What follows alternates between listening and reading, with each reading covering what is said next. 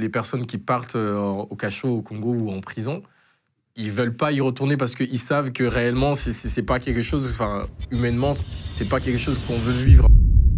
Bah, mon père, lui, il est donc en déplacement, donc il fait ce grand meeting où il parle, il dénonce en fait les inégalités qu'il y a au Congo.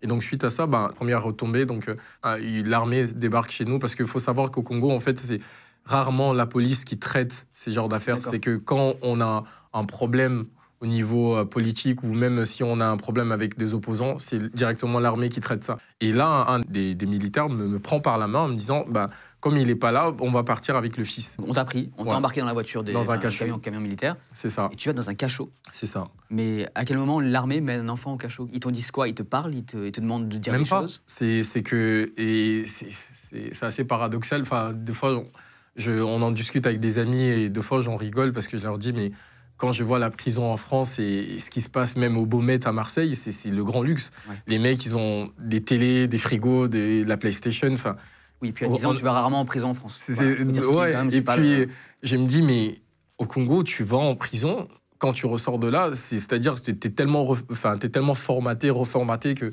y a un reset qui se passe dans ton cerveau que tu n'as plus envie de recommencer. Et donc, en fait, des cellules, il faut dire comment c'est. Hein. Donc, les cellules, c'est fait exprès pour qu'on ne reste pas debout. Donc, tu es toujours forcément accroupi comme ça ou assis. Donc, comment je ne comprends pas trop la disposition. Elles sont basses? C'est-à-dire, oui, c'est fait exprès pour que tu restes que tu restes assis. Des cellules, en fait, pas à la taille classique. Très peu confortable, en fait. C'est ça. Donc, les toilettes, c'est sur place. Faut le rappeler. Dans la cellule? Ouais. Donc, on fait... t'es dans un confort vraiment zéro? Non, mais il n'y a pas de confort. C'est pour ça que quand je dis que les personnes qui partent au cachot, au Congo ou en prison, ils veulent pas y retourner parce qu'ils savent que réellement, c'est pas quelque chose... Enfin, humainement, c'est pas quelque chose qu'on veut vivre, quoi. Oui, puis toi, t'as rien fait. Enfin, t'es un gamin, t'as 10 ans. Surtout que... ouais. Enfin, t'as pas ta place dans un cachot.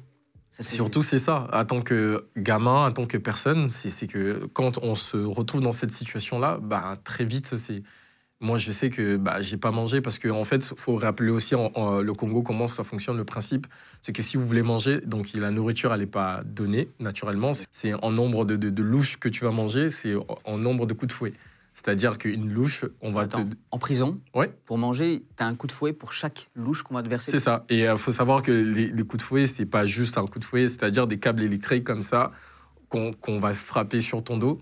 Donc moi, je vois des adultes pleurer devant moi. À ton qu'enfant, bah non. Tu ne manges pas. Je mange pas. Donc ma mère qui revient, essaye de soudoyer un peu les mecs en disant, bah écoutez, tenez...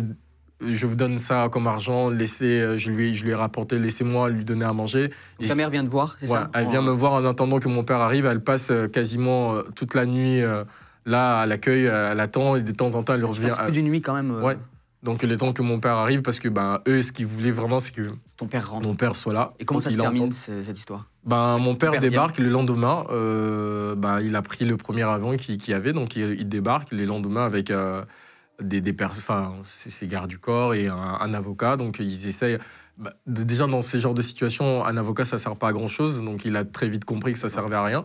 Et puis après, donc ils font passer le message clairement en lui disant, écoute, maintenant t'as compris ce qu'on veut te dire. Donc soit t'arrêtes de faire tes meetings et tu arrêtes d'organiser tout ça, soit on va passer au niveau supérieur. Donc du coup il me libère comme ça. Donc son père dit, ok, c'est bon, j'arrête. Voilà. Je me calme.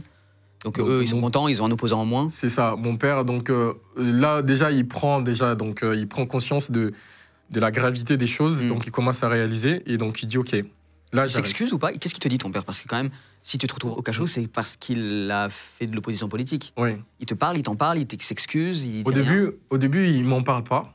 Il y a une forme de honte, un peu. Tu sais, quand il se passe quelque chose que tu n'assumes pas. Ils sont responsables. Voilà, ils sont responsables. Et donc, il m'en parle pas. Mais c'était simplement des petits regards du style j'espère que ça va, quoi. Donc, le classique père-fils, on se dit pas les choses. Surtout qu'en Afrique, vraiment exprimer ses sentiments, c'est très tabou. Enfin, moi, par exemple, je sais que j'ai dû avoir 2 fois où j'ai entendu mes parents me dire je t'aime ou je suis fier de toi.